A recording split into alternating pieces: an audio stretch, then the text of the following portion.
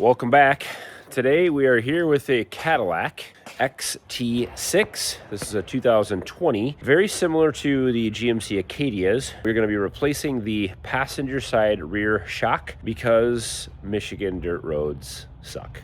So I have ordered a new replacement off of AutoZone. I will put a link to this part in the description. This requires a little bit of taking off a few of these little clips. I'll show you the tools I have for that, but this is a pretty straightforward replacement. This is a DIY approach. I have some pretty basic sets of tools. I do not have lifts. I don't have all the stuff that the auto mechanics are gonna show you. I just scraped the mud off this thing just so I can get to it. So I'll walk you through the basics and we will get this replaced.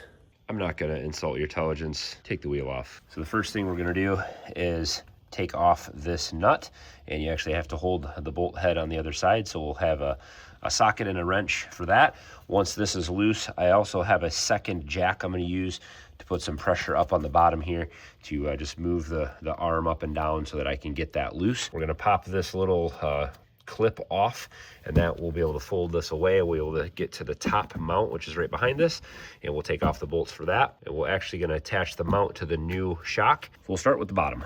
This is 18 millimeters on both sides.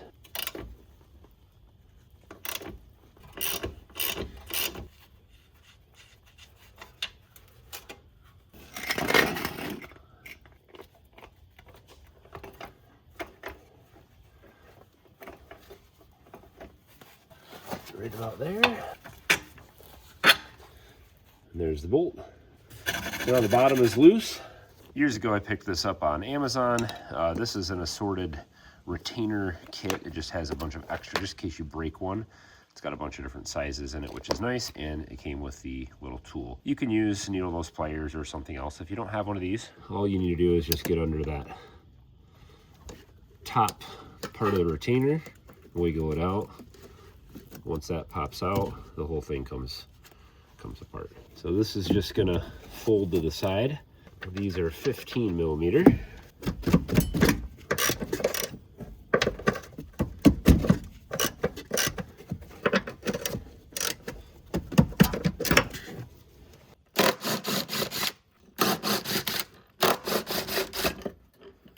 And the shock should just lift out. So we got to do a little bit of work to this mount, this washer, this nut, all of this comes off, this guard, and then the new shock goes in. We'll put all that back on the new shocks. We'll have to take this off, and it looks very rusted. So this will fit a 1/4 inch wrench on it, and this is a 15 millimeter.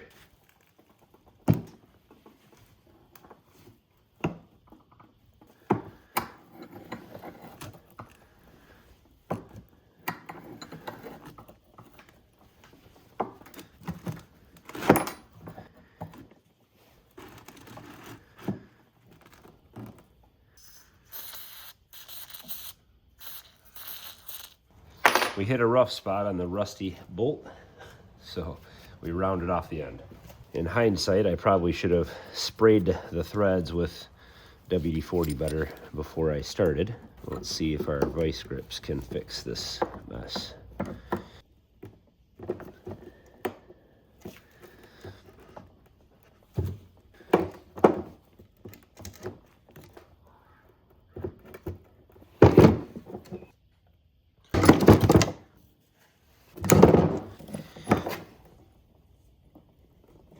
Well, I think I have rounded it off enough where I just can't get that last few threads off. It just needs to turn like 1 or 2 more times and it'll be off. But I have opened up a gap in here that I can fit my Sawzall in, so I will cut it off.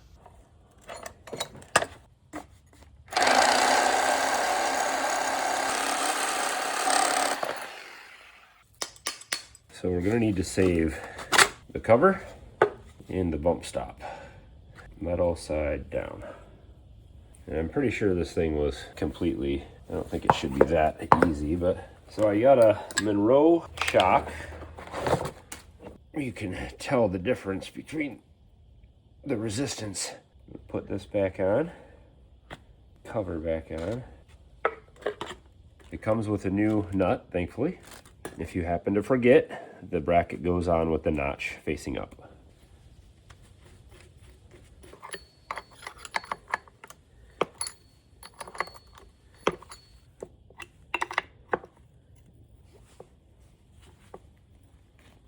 I do happen to have some thread locker, so I'm just going to put a little bit on each one of these.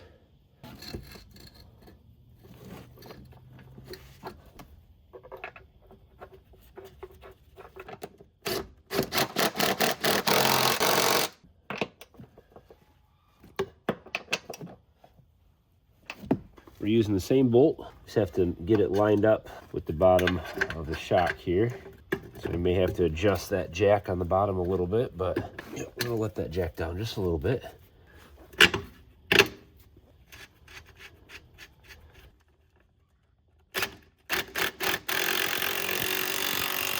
I just put it on there, you know, really tight.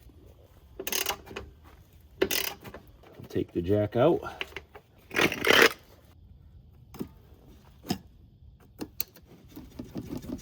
It's beautiful. And so you put the wheel back on, take it for a test drive.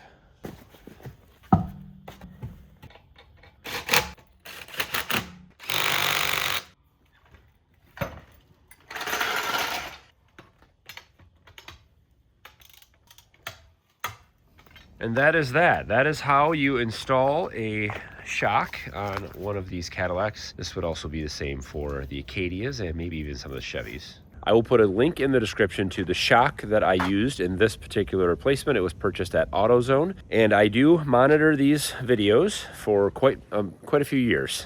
So if you have a question about the install or anything like that, you can put that comment down below, and I will try to do my best to answer that if I know the answer for you. This actually wasn't the problem in our case. We had a clunking in the back of the vehicle that was caused by a sway bar link or some other suspension component that we've later fixed. But the shock replacement is nice. We needed to get new shocks on it anyway, so I guess we solved a future problem. Let me know what you guys think. Thumbs up on today's video if it helped you out, and leave a comment if you are doing this repair and it helped you make it easier, help you know what to do. We always appreciate that. We'll see you next time.